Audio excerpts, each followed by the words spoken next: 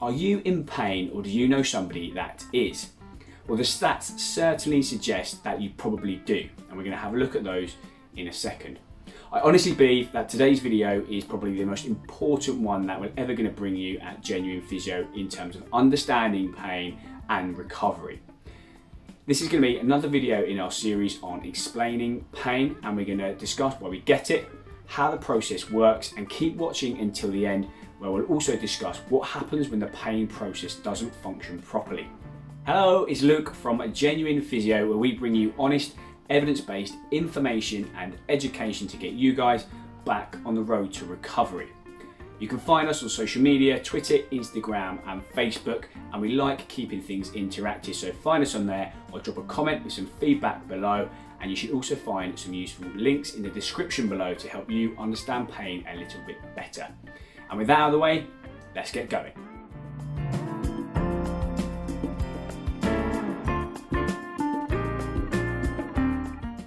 Now, I just mentioned that I think this could be one of the most important videos that we ever do at Genuine Physio.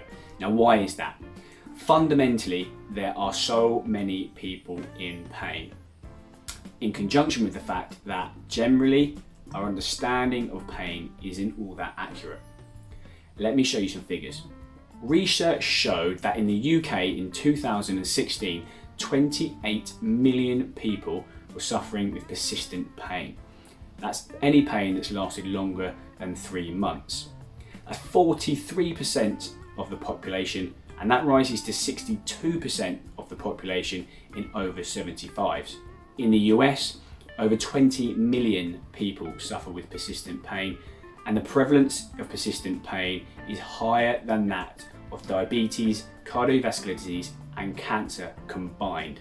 And over 1.5 billion people worldwide are suffering with persistent pain. Now, I don't know about you, but when I started looking at these figures, I thought they would be quite high, but I found these truly shocking. So why are these figures so high? I believe one of the main reasons is that generally it is because we do have a poor understanding of how the pain process works. And subsequently, it means that we probably don't manage it as well as we could. But don't worry, that's exactly what we're going to go through today. Pain is really important. It is a protective mechanism and it's essential for survival. It's like an alarm system designed to tell us if we are in a dangerous or threatening situation so that we can react accordingly to try and reduce harm or risk to our bodies. So how does the whole process work? Well, we've all got receptors on our skin that are designed to detect thermal, mechanical and chemical changes in the environment. For example, you know that if you put your hand on a hot cup of coffee, it's hot. If you put an ice cube in your mouth, it's cold. And if you put your finger on the end of a knife, it's sharp. So that was the stimulus, and that stimulus evokes a response. So what happens next is a signal gets sent from the skin to the spinal cord, and from the spinal cord that signal then goes to the brain. And the brain is where the weird and the wonderful happens. In the brain you've got lots and lots of neurons and pathways that talk to each other every time there is a stimulus. And what they're chatting about is whether the situation has occurred before, whether it was harmful or dangerous, and then they need to make a decision together about what they should do about it. Now, this all happens exceptionally quickly, but when they've made a decision about what to do, a signal is sent from the brain back to the spinal cord and then back to the skin, and then you react accordingly. At this point, it's really important to understand that pain is always an output of the brain. The skin or the tissue by itself independently does not have the ability to produce a pain response. The pain always comes from decisions made by the brain. Let's take a quick real life example of how this works. So a few weeks ago, I invested in some good quality knives. I enjoy cooking and I was chopping up some salad. I was a bit distracted because I was watching TV at the same time, and I felt something brush past my finger. So at this point, the signal goes from the finger to the spinal cord to the brain, and then my brain says, has this happened before? All the neurons and the pathways are talking to each other. Was it damaging before? Was it harmful before? Are you at risk? and they decide that no, this has happened many times before, there's always things touching your fingers and it's nearly always not harmful or damaging. We'll send a signal back to the spinal cord, back to the finger, and carry on. I carried on chopping for a few minutes, and at this point it's important to know I have no pain whatsoever. So I look down at the chopping board to see how I'm getting on, and there's blood all over my cucumber. Not good. And what's happened is that sensation that I felt on my finger was me cutting the top of it with the new knives. At this point I still have no pain. But what then happens is the signal goes from the finger to the spinal cord to the brain, and the brain then says, hold on a minute, there is some damage, there is a threatening situation, we need to do something about it. A message gets sent back to the spinal cord and back to the finger, and then the pain starts. A pain response has been produced because the brain has told me that there is a threatening situation. And a few weeks later, I'm doing a very similar thing. I'm watching some TV, chopping some salad with the new knives, and I feel something touch my finger. So at this point, a signal goes from the finger to the spinal cord to the brain, and those neurons and pathways start talking to each other. And they say, has this happened before? Was it dangerous? Did it cause you any harm? And they come to the conclusion that actually, yes, this has happened before, and it did cause harm. You ended up with a cut on your finger. So they say, we need to do something about this quickly. Let's produce a pain response. So a signal goes from the brain to the spinal cord to the finger, and I pull my hand away very quickly, and it's very painful. But then I look at my finger and there's no tissue damage at all.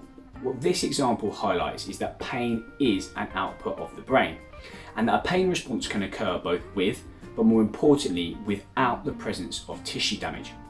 And it's this concept that is really important to understand when dealing with persistent pain and more generally with injuries and recovery in general.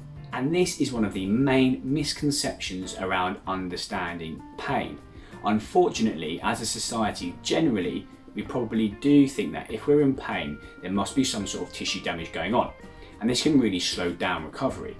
Conversely, if you have a good understanding of this concept, you are likely to probably get better a bit quicker and recover sooner.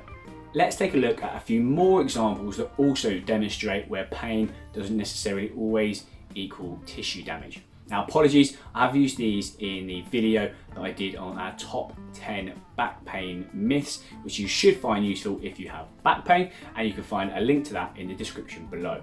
Have you ever had a paper cut? Well, paper cuts can be quite sore and uncomfortable, but in the grand scheme of things, we know that there isn't much tissue damage going on. Have you ever found a bruise on your arm or your leg and you're not quite sure how it got there? Well, a bruise is bleeding underneath the skin, so there must have been some tissue damage there, but without any pain. Have you ever had a headache? Headaches are very, very common and they're really uncomfortable. Yet, we don't think there's loads of tissue damage going on inside the head. And have you ever heard of phantom limb pain? Well, this is the sort of pain that amputees get in the limb that they've had amputated. So again, high levels of pain, but with no tissue damage. In addition to the brain not always being able to detect when there is and isn't harmful stimulus, it's also not that good at telling you exactly where the pain is coming from. If you've heard of referred pain, this is the pain that you get in a location different to that of the original injury site. For example, you may have a shoulder injury but be getting some forearm pain, or you might have a back injury and you might be getting some leg pain. Now, I mentioned at the beginning of the video, if you stay tuned, we'd have a quick chat about what happens when the pain response doesn't function properly. And unfortunately, this is something that happens all too frequently in people with persistent pain. Now, we've mentioned that one of the jobs of your brain is to make decisions, and it's a highly complex and intelligent organ. One of the other jobs of your brain is to learn new things. And your brain does this through a process called neuroplasticity. And neuroplasticity basically refers to your brain's ability to learn new things. Your brain has the most plasticity during childhood and adolescence, and it decreases slightly as you get older. Going back to the neurons and the pathways that I was talking about earlier, what happens during neuroplasticity is that when you learn something new, these neurons and pathways talk to each other again. And as a result, more pathways are produced and laid down, thus meaning you can remember what you've learned. Now, in the majority of cases, neuroplasticity works for you. It's a positive thing. It means you can learn new languages, it means you can learn a new sport, It might even mean you can become a doctor. But there's one instance that it can work against you, and that is if you have persistent pain. What happens here is exactly the same as if you were to learn a new language or a new sport. Those signals that we were talking about earlier that go from the skin to the cord to the brain, if they happen frequently enough and those neurons are constantly talking to each other, they end up laying down more pathways. And essentially, these pathways are your brain learning the pain and remembering the pain. And this will subsequently manifest or present itself as hypersensitivity, whereby you become more sensitive to stimulus that's not necessarily harmful or threatening. If you do want to look at this in a bit more detail, then in the medical field, this hypersensitivity is also referred to as allodynia and central sensitivity or central sensitization, basically referring to the fact that your whole nervous system is sensitized. A good real life example of this allodynia or hypersensitivity is when clinicians see patients with persistent pain.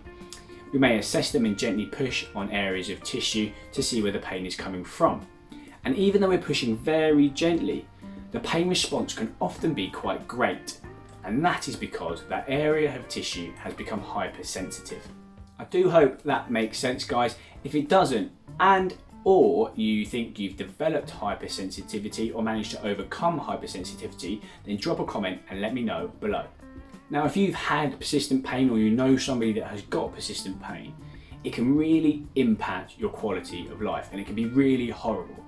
But we're going to end on a positive. As the name suggests, neuroplasticity is plastic in nature. And just like if you don't practice that language you learned at school, you forget it, you can also retrain and re-educate your brain to deal with pain better.